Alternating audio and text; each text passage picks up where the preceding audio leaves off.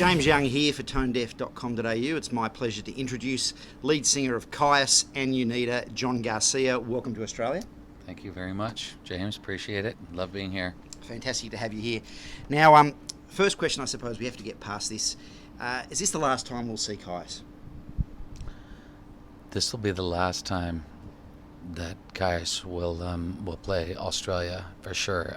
It won't be the last time that Brent and I will be here. That's 100%. But under that name, this is it. It's the final one. Well, I never thought we'd see you, so I'm grateful that you've come out twice in the last couple of years. Now, let's go back to the formation of Unida back there in the late '90s when you moved on amicably from Caius and a little time there in Slow Burn, with Arthur and Mike forming Unida. In what ways for you was that a different band? Everything post Caius honestly was a very different experience. I had tried working with other musicians even before getting in with Unida seriously, and nothing really filled the void in my gut like Arthur's intense style, his playing, Mike Cancino's very hard-hitting drumming. There was a certain style, and I guess the word, and there was a certain intensity about these two guys, and a certain passion that they had, that some of the other people that I were working with, they just didn't have it. They didn't seem to be lifers like Mike and Arthur were. They were in it whether they were playing in front of 5 people or 500 people or 5,000 people, and they didn't care. And that type of intensity and that type of passion resonates with me, and it did resonate with me, and it still does. It was just a completely different beast than obviously Caius, but they shared the exact same want and need and intensity that I wanted, and they wanted to create as well. So, and that's important. So that mainly was the reason. And I think they both share also the reputation for being kind of monoliths in the category, whether you like it or not, of Southern Californian desert stoner rock, which I have a pubescent crush on myself, and a lot of people in Australia do. This question can go many ways, but are you comfortable with that classification, and what does it mean to you? Because you really laid the foundation for something that tapped into people all over the world. Well, I really appreciate it now. Before that verbiage of using that term stoner rock, I didn't like it. I really didn't like it. It was just something that I kind of strayed away from. But as time went on, I learned to really appreciate it, no matter what people called it, and I learned to embrace it. You can call it whatever you want, stoner rock, cock rock, whatever it may be. To me, it's really just rock and roll to me. And if there's a void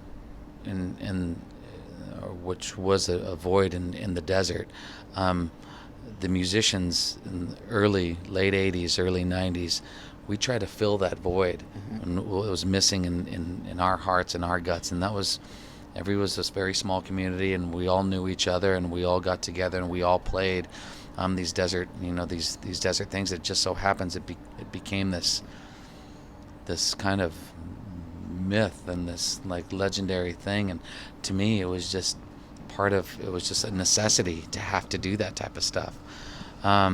So I certainly appreciate the fact, and I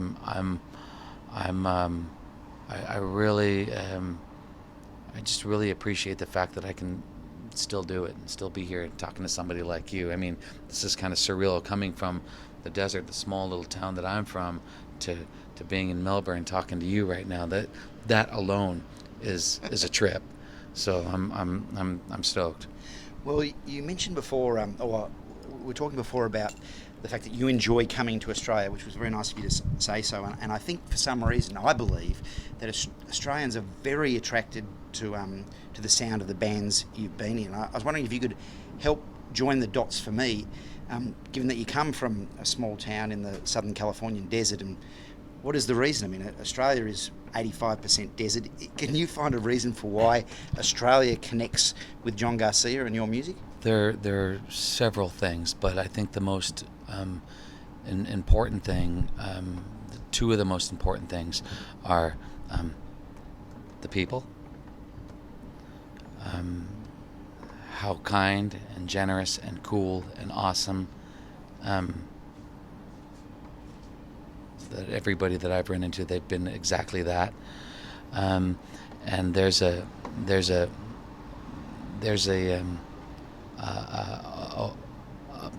wild side, a wild life side that resonates with me. I myself am and my wife and I we're both into veterinary medicine. Yes. And my wife still is, very much so. That's her husband's job is singing on stage. Yeah. Her job is going to her vet clinic every morning and practicing medicine. So the passion of the how unique the wildlife is, that touches me heavily. And I think that there is, although I have not explored maybe not even a tenth of this badass continent, but parts that I have, it does touch me. It kind of makes me feel like home, in a weird sort of way. And not too many other countries have done that. I mean, I'm a desert folk. I'm a small town folk. I'm not a big city guy. Although I'm only 2 hours away from Los Angeles, I could be in the middle of fucking Iowa somewhere, as far as I'm concerned. But it has a certain vibe that I relate to, and I know my wife relates to as well. She's been here with me, and I told Wendy, my wife, I said, if there was any time where we could afford to buy a second home somewhere, this is sounding encouraging. Yeah, it'd be here. Oh, fantastic! It would be here. So it's a combination of all those things. And when you come over here and you play and you have a reception like we get, like I've got, where people have been kind and genuinely into it, and maybe feel what I feel when I play. You do an everlasting summer Sunday with, when you're 10 years old with your girlfriend riding on a bike in the desert. If it brings you back to that, that's cool. That's rad, because that's sometimes what I feel when I'm up there. So if people get that here more so than other places, fucking A, that's awesome. And that's my plight. That's why I'm here. So. Well, it even impresses me that a band like Caius, who weren't favoured with commercial airplay or commercial hits in Australia, can announce that they're coming out and sell 2,000 tickets in 4 minutes, because there's all these people who aren't even talking to one another, who it turns out are all just dying to see the band. And it's the same with Unida. I had people writing to me saying, you must bring out Unida for Cherry Rock. We've got to see them. Can you make it happen? And I'm very pleased to say that that is happening. I want to talk a little bit about the early history of Unida, because the Great Missing record, it's like the Beach Boys' Smile record, The Great Divide it's called, the second full-length LP, which purportedly was going to come out on American Recordings. You were working with Rick Rubin and there was a change of label. You don't have to go into all the dramas associated then, but the question that we want to know is, will it come out? What has happened with The Great Divide? I'm certainly going to start up the dialogue back up again. It's something that it needs to see the light of day. We spent a lot of time on that record. George DeCoulius, along with Rick Rubin, worked on it, and it was very emotional record for all of us. And I certainly would love to have that record see the light of day. A lot of, some people, may or may not have it, but that's going to be the basis. I mean, that's the meat and potatoes of the Unida set for the Cherry Rock Festival. I mean, that's what we want to play, is some of the stuff that we haven't played and since we were in the studio, and we've only played a handful of shows in California. So we're really excited to come out here, play songs off of the Great Divide, coping with the Urban Coyote, and some older stuff as well. So we're really excited. Tell me a little bit about discipline or the lack thereof about a band that can be on a major label and decide they're going to record a song such as Last Day, which goes for over 10 minutes. Personally, it's something I love, but do you see that as a brave decision, or just a natural thing, the way you record songs of a certain length? That particular song, that was very natural, and it sometimes you can work a month on a song. Sometimes you can work 30 seconds on a song and have it be done. This particular song, Last Day, Dave Dinsmore wrote, just started playing this riff, this bass line, doom, doom, doom, doom. I just started playing. I'm like, and I was in the rehearsal room, and I don't know what everybody was doing, but I said, just keep playing that. And he just kept on playing it, and it just turned into Last Day. And it was very natural and very organic, and that's typically the way we like to write, is very natural and unforced. So that's what you strive to do, So. Now, I got the pronunciation right finally, Unida. Also, can you tell me, am I right? Is it the Portuguese word for unite? What is the meaning behind Unida? Yeah, Unida also means united. Mm-hmm. United, and I guess I'm not sure that the Portuguese meaning, but the Spanish meaning, which the border of Mexico is less than 2 hours away from our house. It was another name that resonated with me. The word united hit home, and I just kind of thought it sounded pretty cool too. I didn't know that it was going to be pronounced 7 ways from Sunday from the original way. But however, I myself have started calling it Unida, but I pronounce it Unida. Okay. Now, John Garcia, Unida will be headlining the Cherry Rock Festival Sunday the 5th of May in ACDC Lane. What can we lucky Melburnians and the people who are travelling from interstate expect from a Unida live show, something that we've never seen before in this country? Intensity.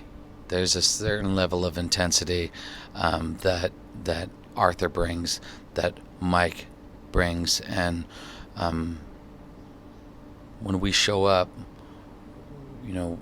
the last thing we want to do is suck, and that's not our plight, and we don't plan to suck. We want to get up there and we want to rock some balls, you know what I mean? So we're all very, very, very super excited, and when there's going to be hundreds of people, out there, and there's something inside you that gets turned on, and I'm turned on by that. It might sound a little bit weird, but I get turned on by that type of shit, and so I'm excited. Fantastic. Look, thank you very much for your time, John Garcia. It's been fantastic to talk with you, and thank you so much for agreeing to come out and headline Cherry Rock. We're all very much looking forward to it. Absolute pleasure. Thanks, James. Please Appreciate enjoy it. Australia. Yeah, for sure. Enjoy our cuisine, and what a pleasure having John Garcia from Caius and Unida on tonedef.com.au.